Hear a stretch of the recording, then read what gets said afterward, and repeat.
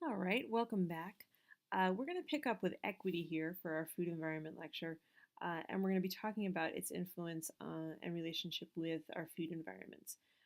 Now, we've identified, and actually hopefully have been identifying throughout your public health career here at UNLV, the ways that we see inequities in food access translate into inequities in diet quality, health outcomes, and really how they reflect on the whole many of the injustices that we see perpetrated by systems throughout the United States and really throughout the world. This isn't unique to us. We've got a couple of different categories that we've used to describe low quality food environments. We started with the idea of a food desert, and this was the idea where people had very little access to healthy food. We tend to describe these as low income urban neighborhoods, but it's important to recognize that rural areas can experience these same kinds of conditions. And a major characteristic of this would be the lack of a full service supermarket, someplace that sells predominantly processed and packaged food and doesn't have that outer U-shaped, healthier track with the produce, the lean proteins, that sort of thing. We've also got this slightly more recent classification of the food swamp, which is that idea that people are actually not, it's not that there's no food around them, but they are actually more surrounded by food options. It's just that they're kind of icky and sticky and gross and you don't want to get stuck in them. Those predominantly unhealthy food options. And this would be a neighborhood that's really concentrated, got a high concentration of convenience stores, fast food outlets, that kind of thing. Um, these these terms definitely are derogatory, right? You know, don't want to describe yourself as living in a food desert or a food swamp. And they tend to focus on the deficits of communities in need. But at the same time, it is important to have that kind of classification that can help us to assist communities, in ways that are, better than just telling them that they need to eat better or exercise more. Um, One of the things that we do see when we look at food environments through an equity perspective is that these inequities do continue far beyond the retail food environment. Typically, we'll see many kinds of struggles in the neighborhoods that we would identify as a food desert or a food swamp. We would identify there typically that the school food would be lower quality. Would see lower rates of vehicle ownership, which of course is going to affect food access, but also employment access, educational opportunity, so many different kinds of things, and also, of course, wider access to safety net resources of all kinds. So, when we identify a neighborhood as a food desert or a food swamp, we're definitely not considering this um, a description of all sorts of resources in the neighborhood, but we do know that when we see this in a neighborhood, that it would be associated with other kinds of equity problems as well. All right, so let's talk a little bit about the home food environment. Now, before we came to food systems and health, this may have been one of the primary places where you would focus if you started to talk about any kind of a food-based intervention for health. When we talk about the way that food gets consumed, going back to our lecture on consumption patterns, we know that about half of our food budget, actually slightly less than half in most recent years, is spent on the food that we prepare at home. But it's actually two-thirds of our calories. So we do see a disproportionate matchup between calories and budget there. We get more bang for our buck, of course, on food that we're preparing at home. When we talk about the home food environment for kids, we really do see parents being the gatekeepers there, right? The parents are the ones typically who are going to the store, doing the purchasing, making the choices. Although many kids do try to be a powerful influence on that in their own family environment. We know that there are things that parents can do that can help to improve healthy food access for their kids just by keeping healthy choices accessible. Things like having a fruit bowl on the counter, or if you do have produce available in the home, making sure that it's prepared and cut and easy to grab. So if you have a 6 or an 8-year-old who's interested in having some red pepper, trying to make a healthy choice there, that they're not trying to negotiate using a sharper knife, finding a cutting board, getting that pepper cut and prepared, the seeds out, that sort of thing. But we know that parents can help to influence that by keeping those healthier choices available. Now, we do have interventions that have worked on these choices with parents. And in fact, many times when we do an intervention in a school setting, we're going to work on parent education about food quality as well, right? Because we can tell kids that they need to eat more fruits and vegetables as much as we want to until they're in a home environment where those choices are more readily available. That knowledge isn't going to do them any good. We do parent education, we do kids education. We've worked on ideas like making that prepared produce more readily available, and we've even seen interventions that deliver unsweetened, non-sugar sweetened beverages to homes. Now, these interventions tend to be very well intentioned, but we do not have a lot of great data on how they actually affect longer term health outcomes. We do know, if those beverages are there, kids are more likely to drink them. If we have prepared vegetables, kids are more likely to eat them, especially when they're broken up into smaller, kind of kid-sized bites. But we don't have great information on long-term health outcomes. So we're probably looking more, if you think about process, impact, and outcome evaluation. We've done good process evaluation, some slightly weaker, but at least possibly completed impact evaluation, very little outcome evaluation on the serious health outcomes that we'd like to see improved here. So home interventions, while important, there's always going to be a role for them, they're definitely going to be of limited utility. And if we think about putting pressure on kids to eat more healthy foods at home and then expecting parents to then provide them, we can take that a step further and think about putting the parent out there in their community that's been designated as a food desert or a food swamp and trying to acquire that healthier food we'd like to see them feeding their kids. So let's step back a little bit and let's talk about that school environment. We know that schools can be a really important environment for food interventions because kids can eat up to half of their daily calories at school. For kids who receive both school breakfast and school lunch, we know that in terms of the calorie count, this can be up to 50% of the calories that they'll consume. We do have national standards for school breakfast and school lunch programs. I know one of the students in our class is going to be doing that for their end of the semester topics, so I'm not going to spend too much time on those standards. But we've also had this really interesting social media attention on school food that hasn't been entirely flattering. There's been quite a few different websites and organizations that have started to work on this. This one is a Flickr photo stream of school food that's been submitted from schools around the country. So if we look at what we see served in school cafeterias, this is pretty typical for what we'd see. We'll see a lot of packaged and processed food, ketchup, of course, being our most common condiment. There's an actual piece of fruit, a banana, that came with this particular packaged food item. So students and administrators around, mostly students, some administrators around the country will take pictures of the food that's being served in their school cafeteria that day and then post it to one of these documentation projects where they see what the school food around our country is actually looking like. So, some healthier options, some that maybe seem a little less appetizing, but these projects to document what it is that our students are actually eating. All right, ooh, that doesn't look especially great, but pizza, not currently a vegetable, but you never know as classification standards change.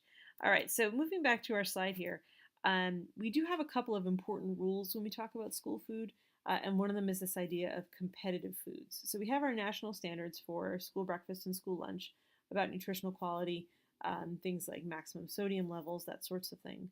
But then we have this whole idea of competitive foods. Anytime that you went to a snack bar at your school after school closed, or anytime that you used a vending machine, these are what we consider to be competitive foods.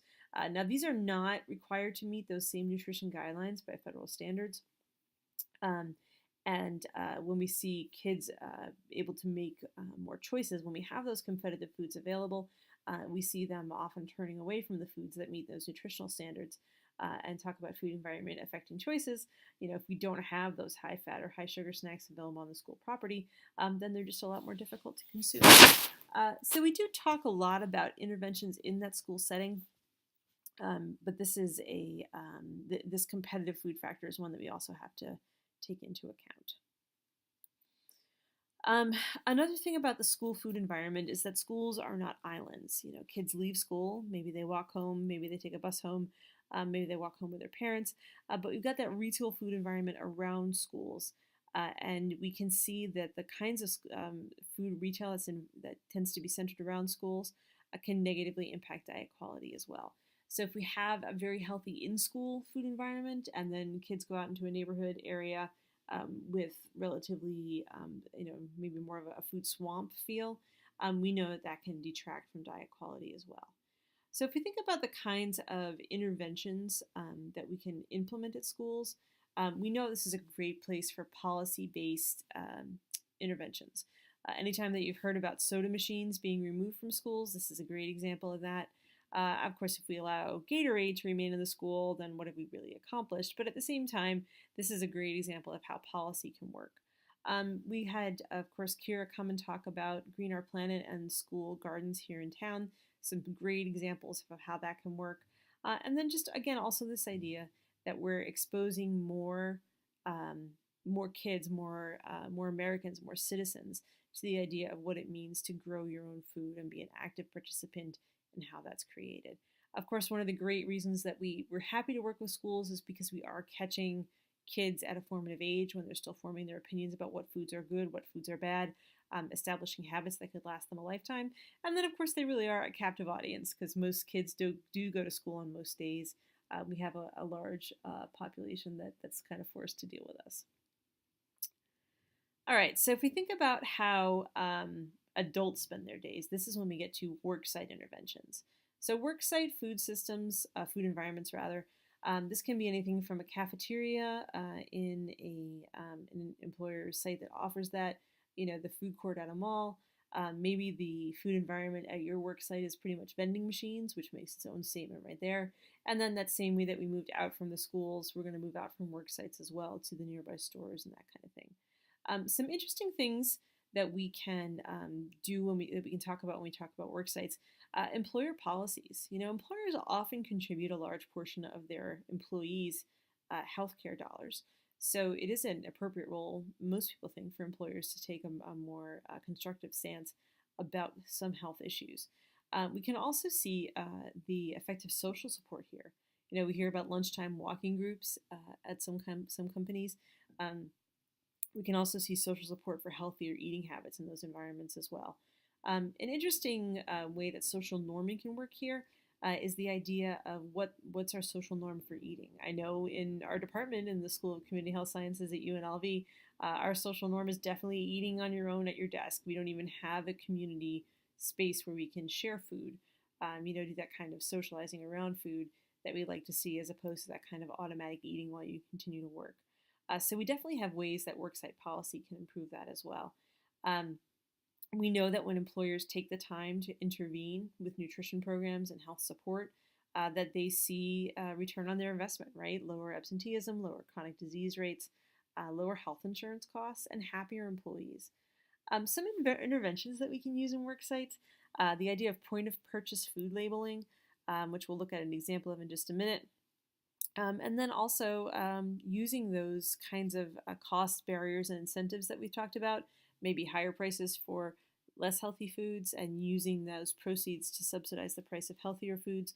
And we also see employers who bring in the idea of, say, like an on-site farmer's market. So let's take a quick look at those point of purchase food labeling systems. Here we are. And this is that we sometimes talk about it as go, slow, and no. But this is one they're going to call it go, slow, and whoa. So if you look at the go foods, this would be the categorization of the food that's currently offered in that cafeteria on Monday. And they're going to say that the black bean burger and the Southwest salad, go ahead, have as much as you want. Don't worry about quantity, don't worry about calories.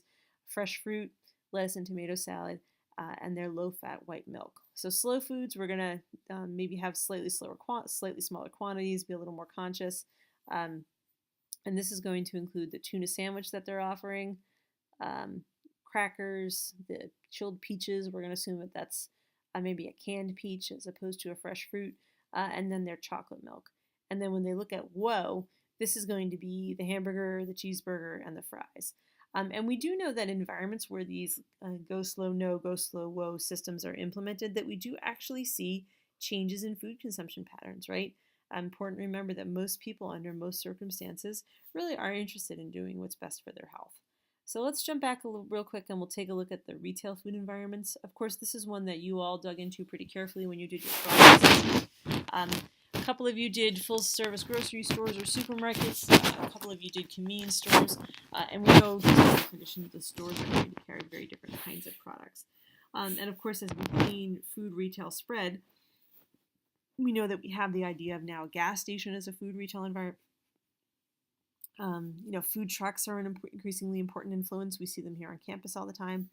And then also the other kinds of retail stores that now also offer food. My favorite example of the chocolate bar is at the Macy's checkout counter.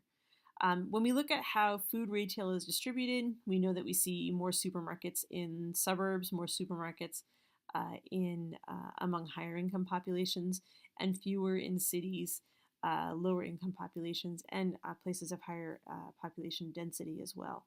And that's not unique to urban areas. We do have problems with food retail, lack of food retail in rural areas, and especially if those rural areas are also low income communities of color. They've kind of got the trifecta working against them.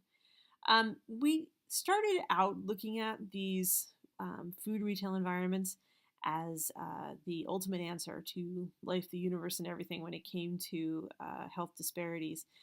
And we really haven't found kind of the smoking gun that we expected.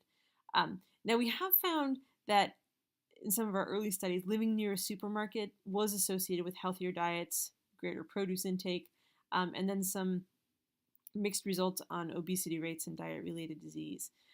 Our most recent studies, the ones that have been larger, more rigorous, that sort of thing, have not supported this association. And it's been pretty difficult to go back and try to compare apples to apples from those earlier studies to our later ones. And of course, typical was for research, every time we start to dig into a question, we come up with more and more questions about it. So when we talk about your food retail environment, chances are if we talked to each of you in our class about how far you typically traveled for food, we get really different answers.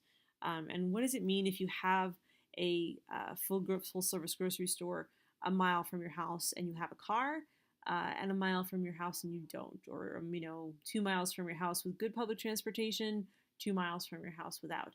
So it's been becoming increasingly more complex the way that we try to assess this.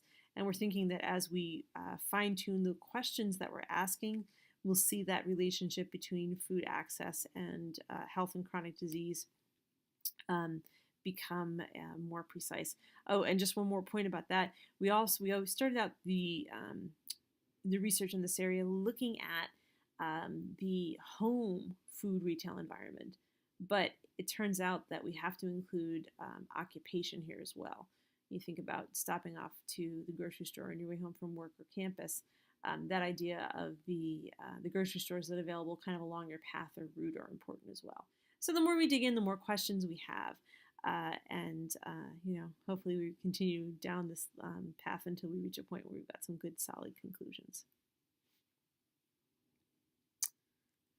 All right, we'll talk real quick about restaurants when we come back. Right now we're going to take a quick break. You can go eat some turkey or help your mom with pie, and we'll continue when we talk about restaurants when we return.